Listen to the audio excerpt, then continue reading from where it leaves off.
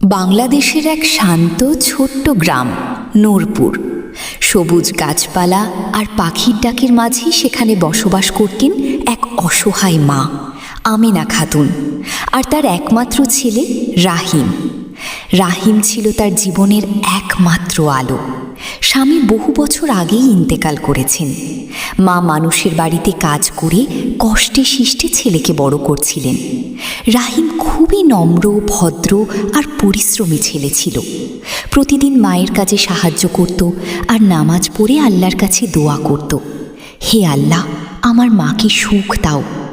কিন্তু হঠাৎ একদিন সব কিছু বদলে গেল। এক বিকেলে মাঠ থেকে ফিরে রাহিম বলল, মা, আমার শরীরটা খুব খারাপ লাগছে।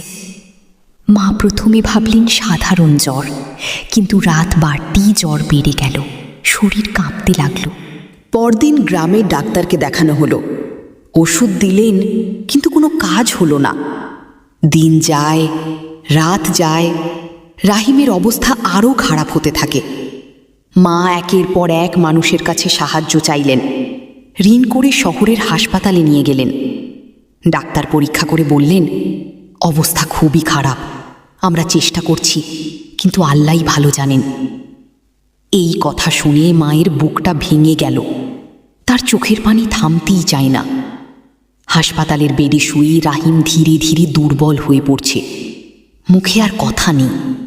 মা তার পাশে বসে মাথায় হাত বুলিয়ে শুধু কাঁদেন, বাবা, আমাকে ছেড়ে যাস না। এক রাতে ডাক্তার এসে বললেন, আজকের রাতটা খুব ক্রিটিক্যাল।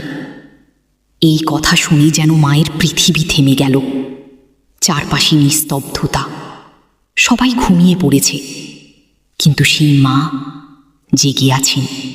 তিনি অজু করলেন, এক কোণে দাঁড়িয়ে নামাজে দাঁড়ালেন। সিজদায় গিয়ে ভেঙে পড়লেন কান্নায়।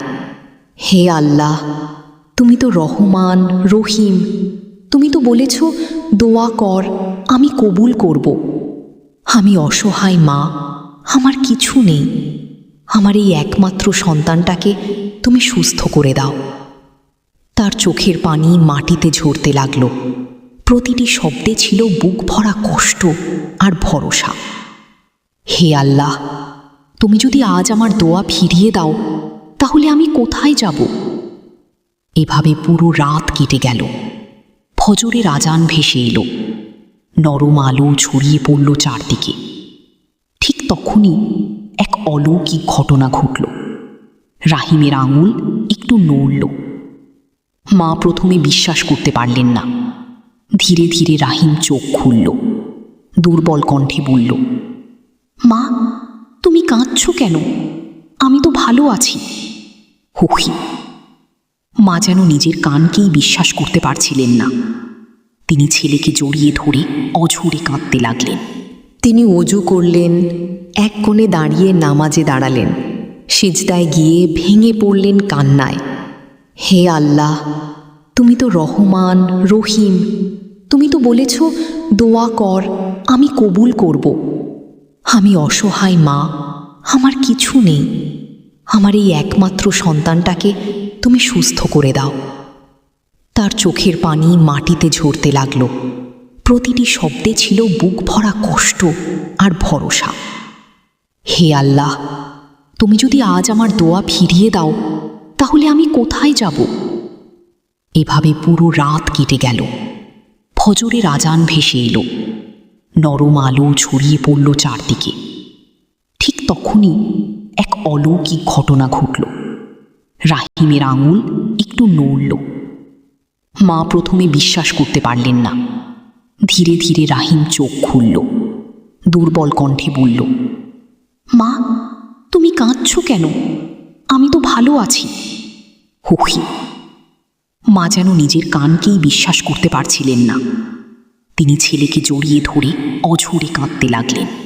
আলহামদুলিল্লাহ, আল্লাহ আমার দোয়া কবুল করেছেন। ডাক্তাররা এসে অবাক হয়ে গেলেন। যে ছেলেকে তারা আশা ছেড়ে দিয়েছিলেন, সে ধীরে ধীরে সুস্থ হয়ে উঠছে। কয়েকদিনের মধ্যেই রাহিম সম্পূর্ণ সুস্থ হয়ে বাড়ি ফিরে এলো। গ্রামের সবাই অবাক। কেউ বলল এটা অলৌকিক ঘটনা, কেউ বলল এটা মায়ের দুয়ার শক্তি, আর মা শুধু একটাই বললেন, এটা আমার কিছু না, এটা আল্লাহর রহমত। আমিন। গল্পের শিক্ষা: মায়ের দোয়া আল্লাহ কখনো ফেরত দেন না। আল্লাহ চাইলে অসম্ভবও সম্ভব। কষ্টের সময় ধৈর্য আর দোয়া, এটাই মুমিনের শক্তি।